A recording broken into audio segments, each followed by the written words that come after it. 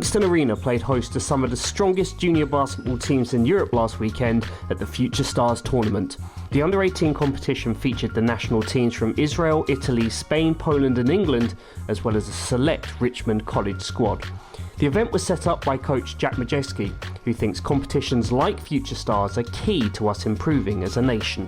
The only way to improve the English basketball and improve on the permanent basis is that when you've got a permanent and ongoing contact with European basketball, that's the only way. England under-18 coach Drea Laney also thought it's just what we need. It's great for us to be playing against A-League teams. I mean, on your own doorstep, Israel, you got the Spanish, you got the Italians. This is great to actually give our players an opportunity to play against A-League players and see, this is what you need to be at. Unfortunately though, England lost their 2 qualifying games, going down by 7 to Poland and 28 to Spain.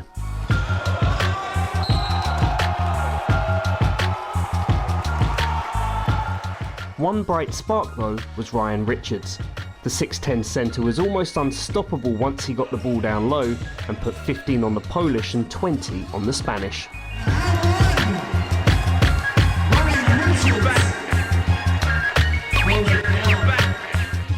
I felt like we could have performed better as a team, and I felt I could have played a lot better, especially on defence. But I know all the Spanish guys. I was there for 2 years. I played them all. I just kind of wanted to prove a point, and I think I was happy with my performance, but I just could have done a bit better on defence, on the defensive end.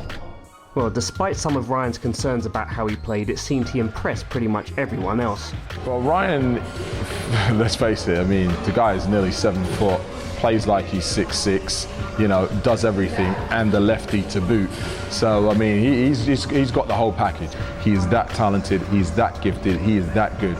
And I have to say he is the most talented player and gifted player that I've ever coached in my years. I'm talking about when I was professionally coaching in the BBL. This guy's got a huge upside to his game, and he's still only 17, 18 years old. In terms of natural talent, probably one of the most dominant players. Or I don't think I'm wrong by saying the most dominant natural talent in this tournament. Meanwhile, the other English team, Richmond, also lost both their games to Israel and Italy.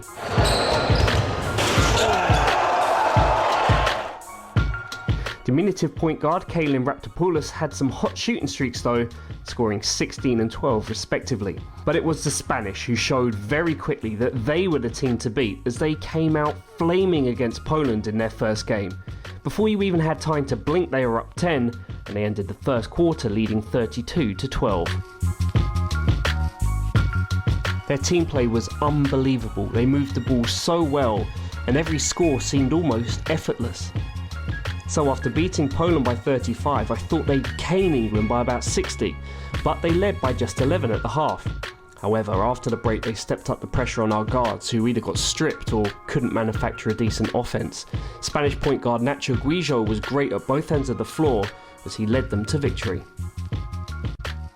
Meanwhile, in the day's other game, Italy beat Israel 83 to 78.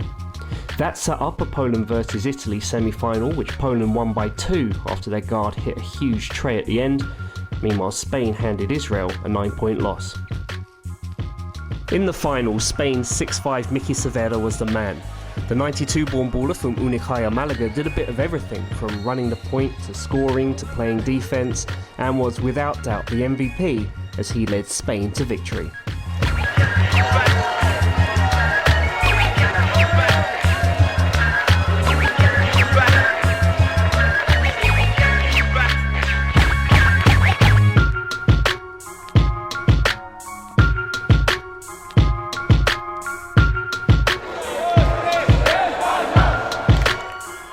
So, all in all, a great weekend of basketball.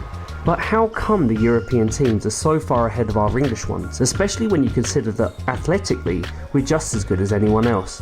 It's the quality of coaching that they're getting. I think if you by and large, if you go to their systems, they don't have school systems. They all go to after-school clubs where they get good coaching, and I think they have a better system. That's where we're not up to par here. I think you have pockets. We're talking about Manchester, you talk about Sheffield, you may talk about maybe a couple of teams down south, but there really isn't that whole mass thing going on up and down the country in England. Whereas I think when you go to Spain, Italy, Greece, every kid is fundamentally taught, every kid gets better that way, and hence that's why, like you say, we're as athletically gifted as anybody in the world, really.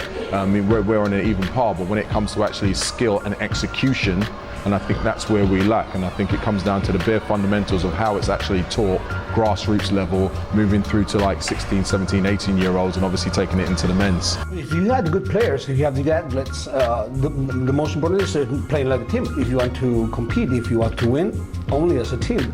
So you have to learn how to work for a team, and it's difficult.